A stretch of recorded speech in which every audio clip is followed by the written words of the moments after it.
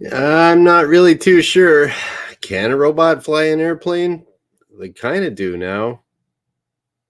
Let's explore the idea. Welcome to the Superpilotish channel. My name is Graham Wilson, and today in my basement, I'm going to be talking about the pros and cons of having a robot fly you around. And, I kind of got inspired for this topic today because last night, Elon Musk came out with like all his new cool robot stuff that was, they were walking around his little robot things. I forget their name. And then he had his robo taxi and his robo van and all this other stuff.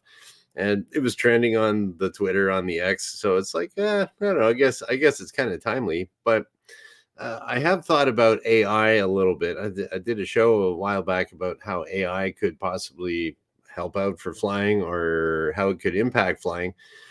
But it's like for a robot, I was looking at like Elon's robots walking around, and it's like, could they just hop in a cockpit and just fire up the plane and go fly somewhere?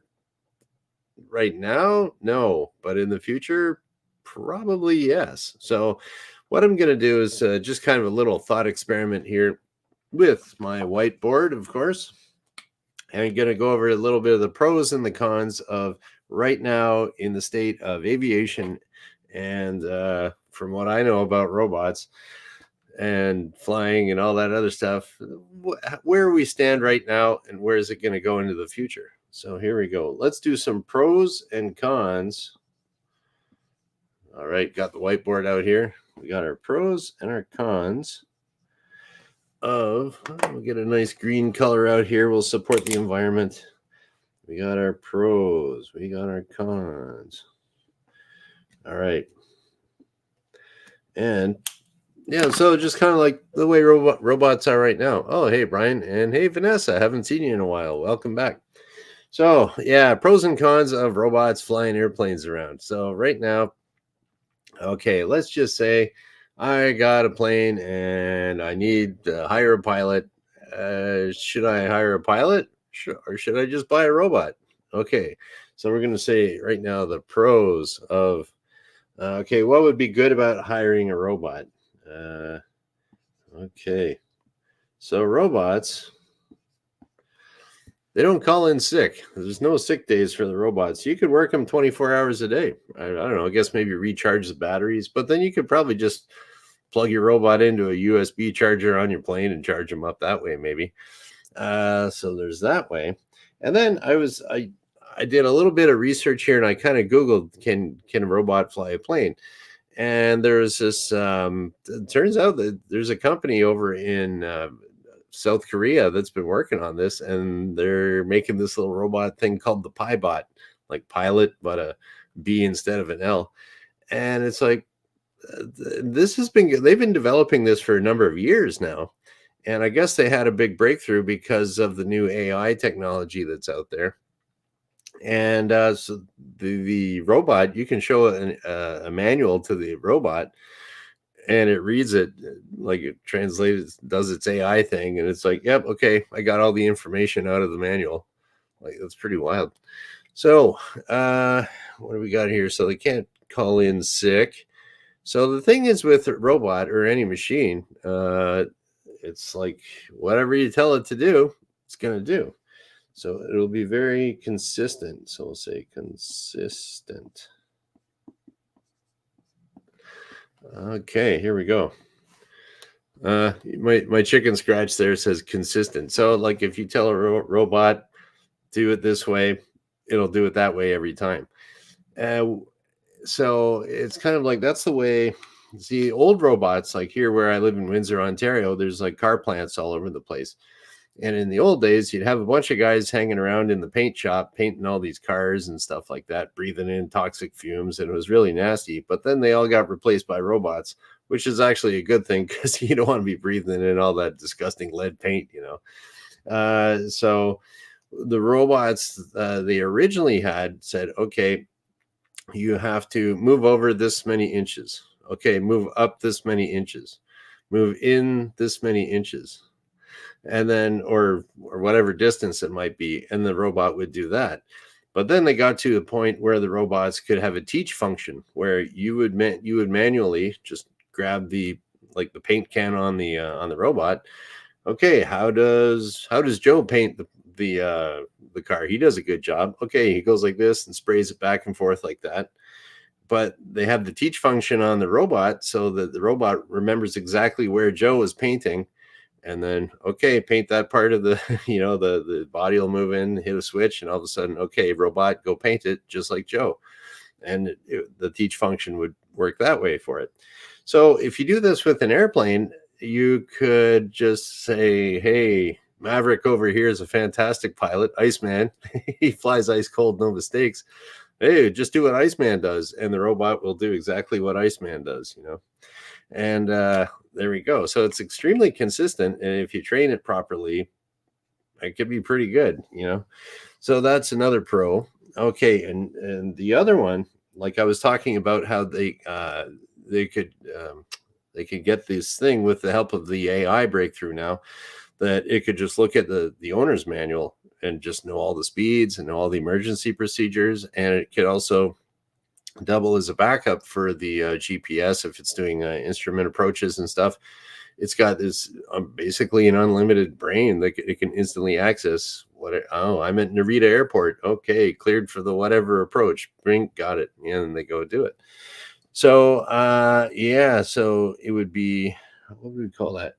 So we'll say the interface between the airplane avionics and the robot could be pretty much instantaneous and huge, and it can remember way more than a person.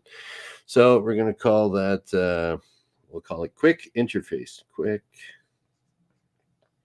interface. Okay. Here we go. Boom. And we'll actually kind of tie that into data storage.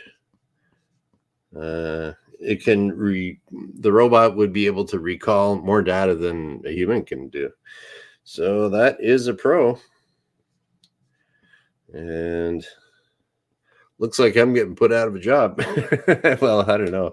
But let's get to some of those cons there. So, all right. So right now, the biggest factor on all this stuff is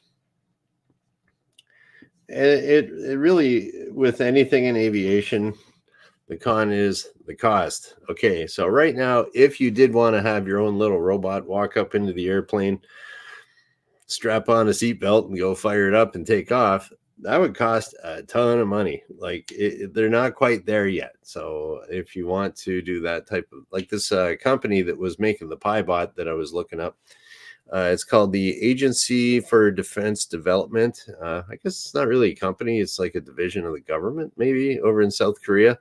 And the ADD is what it's called, Agency for Defense Development. So they're developing it for the military, and I could see why you would develop something like this for the military first, because, okay, if I just build a robot in my basement here, and then I stick it in a plane and I go flying it around, if it crashes, who's liable? Me? The robot? The airplane manufacturer? Because it allowed the robot to fly it? Who are you going to sue? So that's a big thing. But if it's the military, you just go out on wherever out in the test range in the middle of the desert.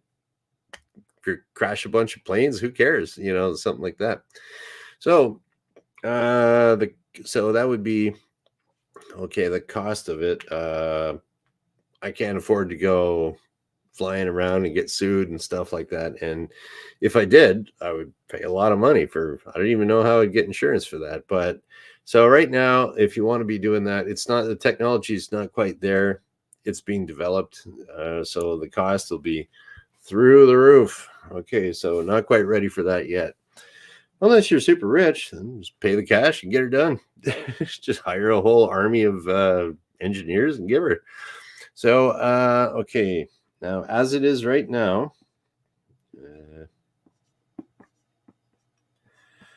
okay, I would think that right now it would be that's kind of chicken scratch there too. Very difficult to teach this robot how to fly as it is right now. So you're going to have to get a whole bunch of engineers working on it and programmers and flight pilot experts to all, like, how do you actually teach this robot to do it? And this looking on the internet, this the PiBot, they have it in a simulator now, looking out the window in the simulator, figuring out what to do and everything. I don't know. It's a little different in the simulator between real life and the simulator. Like the procedures and everything would be the same in the simulator. Some of the feedback would be similar in the simulator, but I don't know. It's kind of like if you smack up a simulator, it's no big deal. If you smack up an actual airplane, it is a big deal. So that's something a little bit different there. And then the other thing that would be the con of having a robot is uh, a little bit of okay.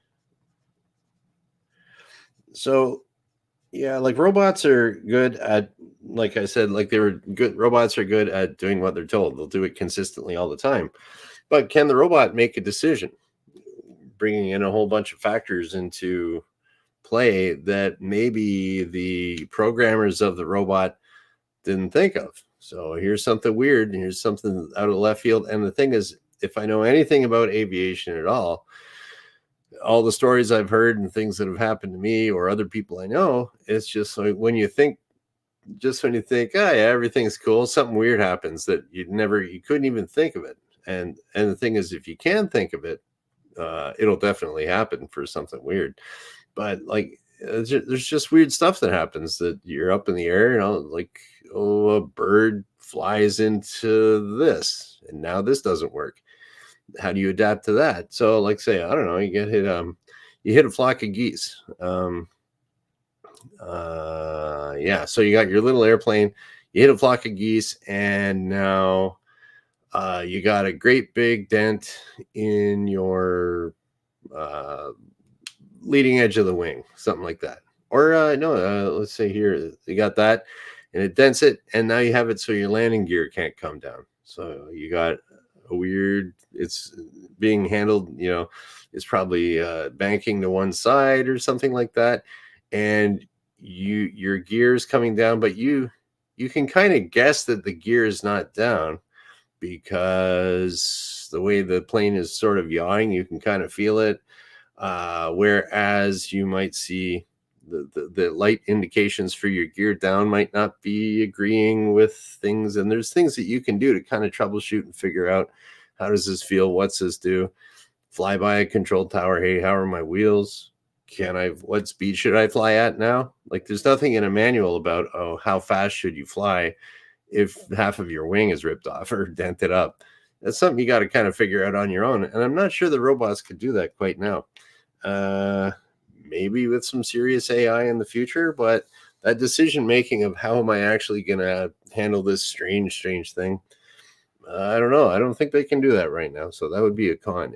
Like, usually for anything that's a robot or computer or anything, if something weird happens, like on a CNC machine or something, something weird happens, boom, shut it down.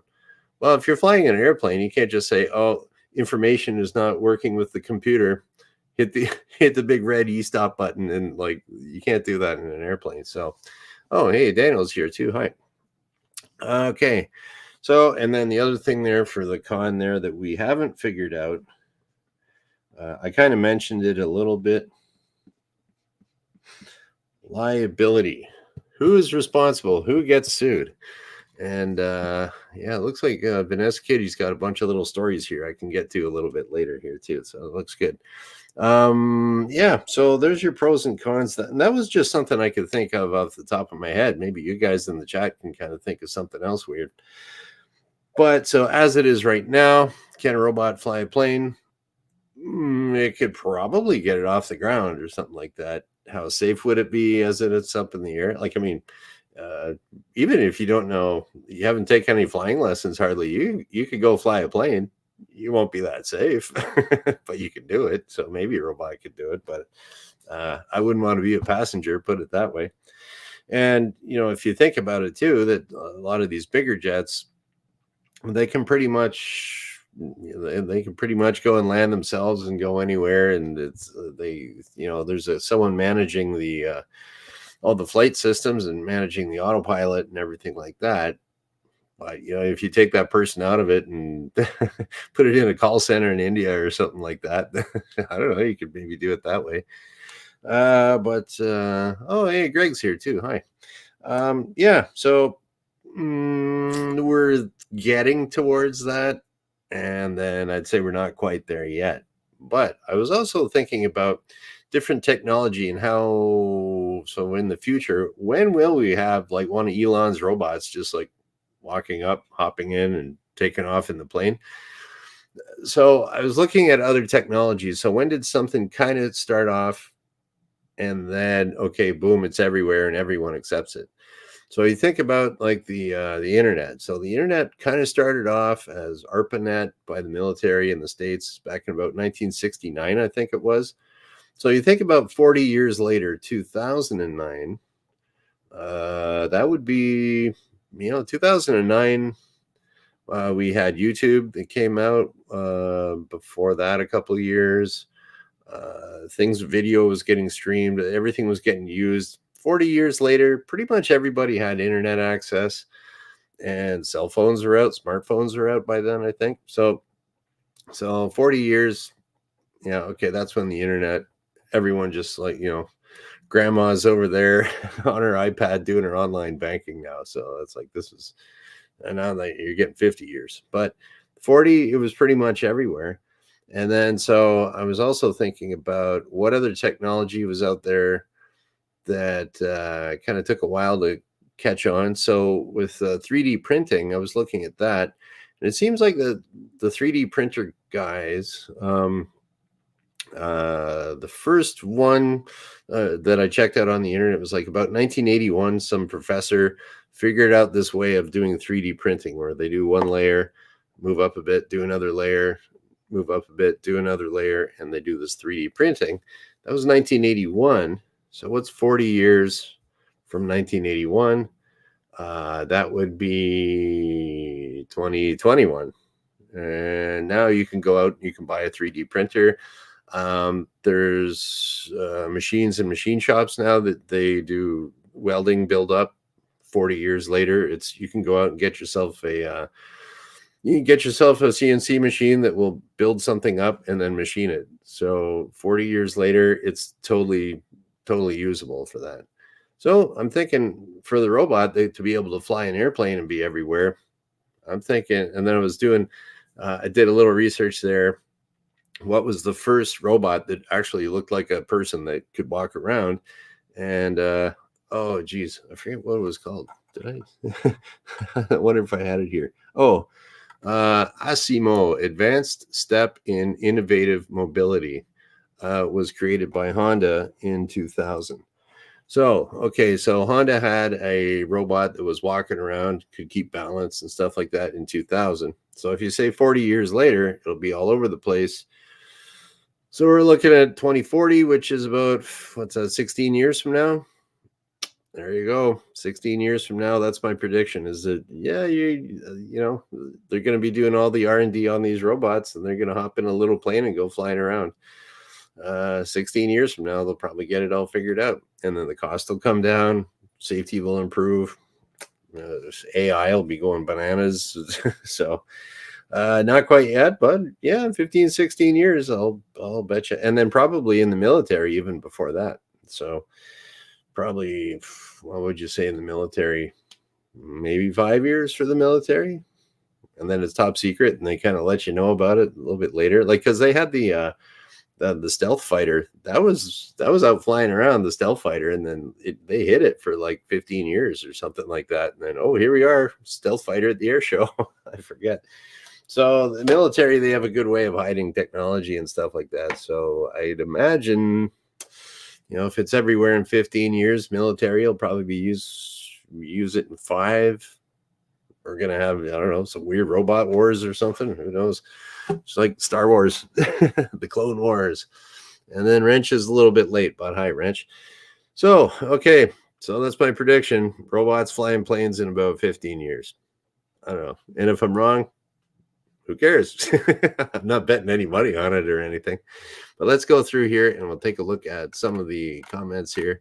I thought this would be kind of like a little thought-provoking kind of topic here.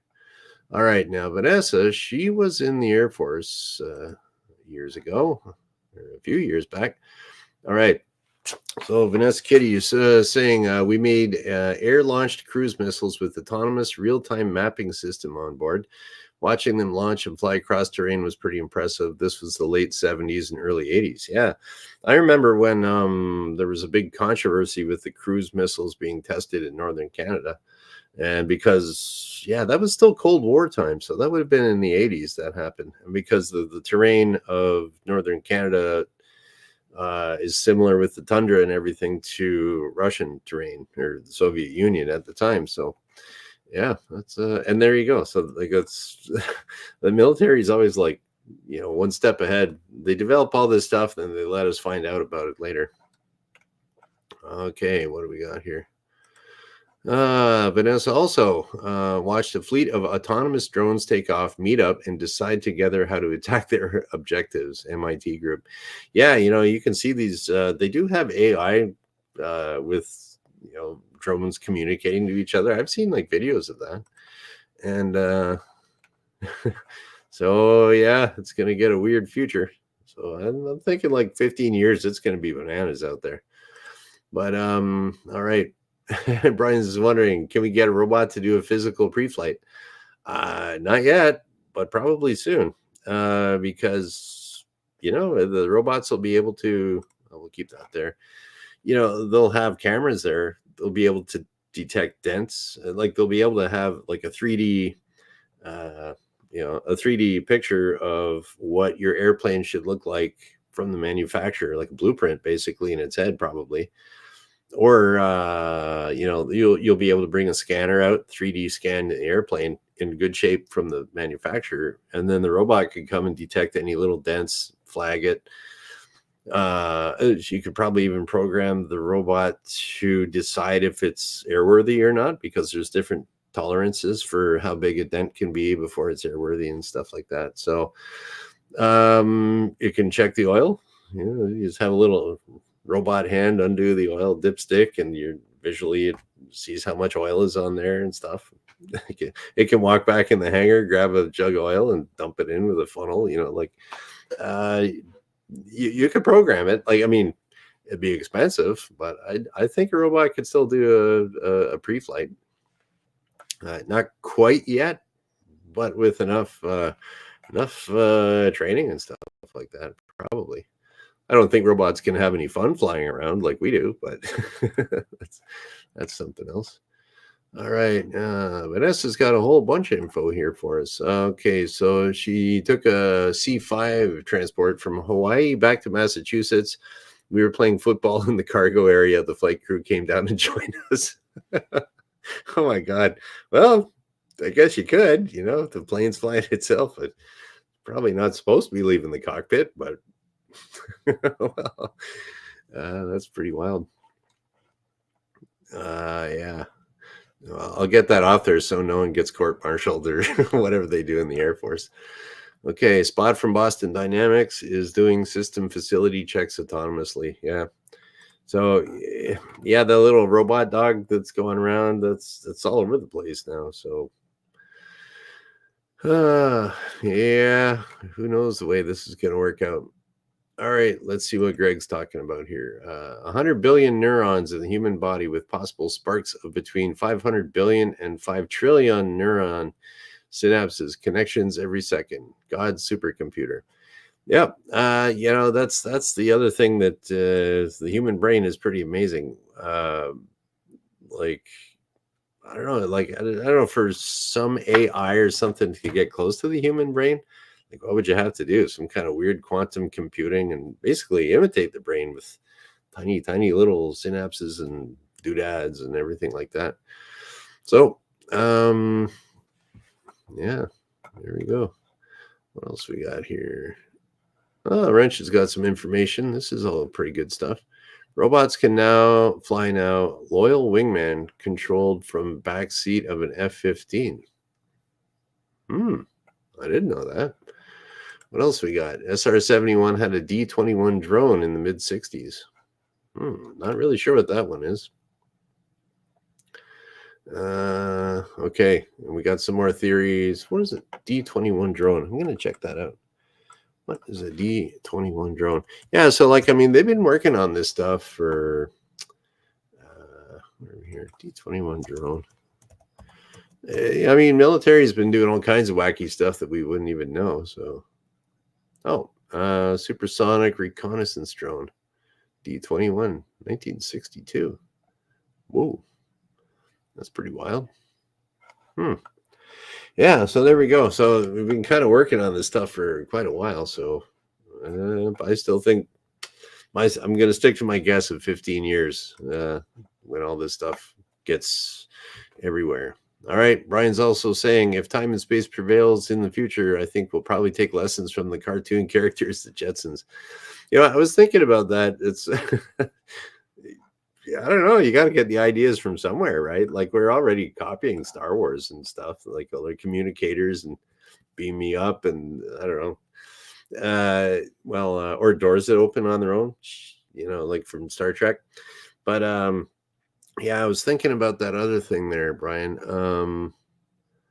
How talking about the Jetsons and how we get our ideas from like maybe artistic endeavors where some TV show is on like Star Trek. Like Elon Musk, guaranteed he was watching Star Trek and Star Wars when he was a kid. And he's like, yeah, I want to do that cool stuff. And now he's doing it. So it's like you do get your ideas from art and other places you get influenced by it. So I was kind of thinking about if we do get like an actual robot like hopping in and taking over for flying, it's like that movie, the comedy movie Airplane. They had the inflatable autopilot, like, and the autopilot was flying. It was inflatable. So I don't think we'll have an inflatable pilot, but you know, it could get the idea of like some robot walks in, sits in the co-pilot seat, and takes over. Just from the movie Airplane. I don't know. Okay, what do we got here too? Wrench is saying that he thinks the biggest disadvantage for a robot is just like a video game. You learn a weakness and kill them all. Oh yeah, I guess so. You know, something like that. All right. What else we got here? And Daniel's in here saying many of the smart efforts should be directed towards growing foods nearest our domiciles. In my opinion, I don't know. I'm old as dirt, so I remember canning and Victory Gardens. You remember Victory Gardens? That's pretty old. You know, I saw a book and I wish I would have bought it. It was in this old bookstore, and it was from it was 1945, and like it had an actual book that was it had Victory Gardens in it. Like this is how much you, depending on what zone you're in the United States, it'd be like this is your Victory Garden. You put this many beets, you put this many strawberries. It was like, oh, and I had a diagram of the Victory Garden. And then the place went out of business. I didn't buy the book. But yeah, that smart stuff is like smart meters and smart, everything smart.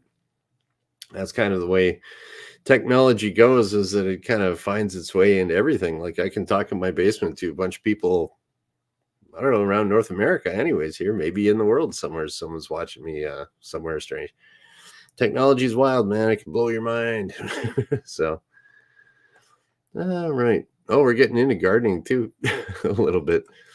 All right. The thing is, most of the carbs we get come from large fields of potatoes or wheat. Growing vegetables doesn't give us much energy. Yeah, well, that's one of those things that's us humans are pretty good at figuring out if we need food. We're pretty figuring out pretty good at figuring out how to get food.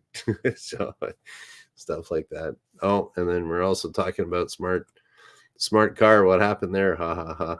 Yeah, you know, I was looking at I had a job once that was like I had a really long drive to get to work. It was like an hour and 15-minute commute there and back. That really sucked.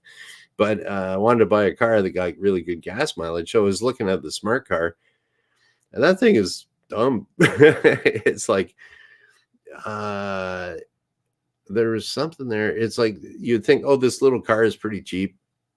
And when they first came out here in Canada, they had a 3-cylinder turbocharged motor that was diesel, and it got like, I don't know, like 70 miles per gallon. It was good. But then they had reliability problems with it. They stuck a 4-cylinder gas engine in it. So now it only got about the same as like a Volkswagen Golf, but it was super tiny and it just wasn't worth it. Then apparently you had to bring the smart car to a Mercedes dealer every 4,000 kilometers or whatever for maintenance.